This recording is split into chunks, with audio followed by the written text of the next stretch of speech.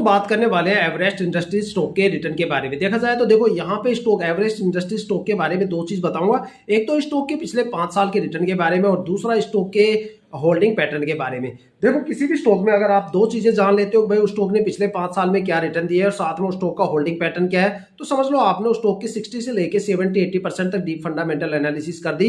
ठीक है, देखो जो स्टॉक के पिछले 5 साल के रिटर्न है उससे आपको एक अंदाजा मिल जाता है भाई उस स्टॉक में कितना ज्यादा रिटर्न देने का दम है या फिर उस स्टॉक में कितनी ज्यादा गिरावट आपको देखने को मिल सकती है। शॉर्ट टर्म में वो स्टॉक ज्यादा प्रॉफिटेबल रहेगा या लॉन्ग टर्म में रहेगा, गिरावट वहां पे शॉर्ट टर्म में ज्यादा मिलेगी या लॉन्ग टर्म में मिलेगी, या कि उस स्टॉक में प्रॉफिट के अलावा गिरावट ज्यादा होगी या फिर उस स्टॉक में रिटर्न ज्यादा रहेगा। इन सारी चीजों का आपको पता चल जाता है उस स्टॉक के पिछले 5 साल के रिटर्न देखने से। दूसरा उस स्टॉक के होल्डिंग पैटर्न के बारे में।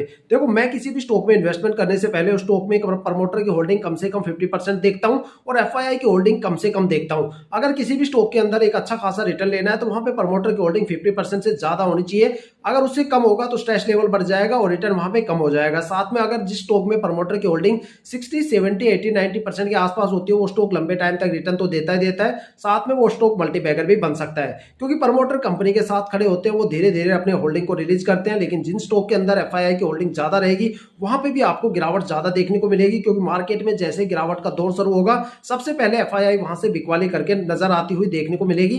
क्योंकि आपने अगस्त में भी देखा होगा, अक्टूबर में भी देखा होगा, एफआईआई का मतलब होता है फॉरेन इन्वेस्टर्स। वो इन्वेस्टर्स जो इंटरनेशनल और ग्लोबल मार्केट में इन्वेस्टमेंट करते हैं उनकी स्किल हमसे काफी ज्यादा एक्सपर्ट होती है। जब उनको पता चलता है इंटरनेशनल मार्केट में पिटाई हो रही है तो यहाँ पे भी पिटाई होना निश्चित है, तो वो यहाँ से सोल्ड आउट करके निकल जाएंगे।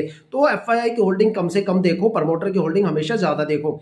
अब इस स्टॉक के अगर पिछले 5 साल की जो डेटा है मेरे पास स्क्रीन पे उसके बेस पे बता दूं कि भाई ये स्टॉक ना तो शॉर्ट टर्म में प्रॉफिट है, जितने शॉर्ट टर्म में लंबे टाइम के लिए होल्ड करोगे उतना ही ज्यादा आपको लॉस देखने को मिलेगा।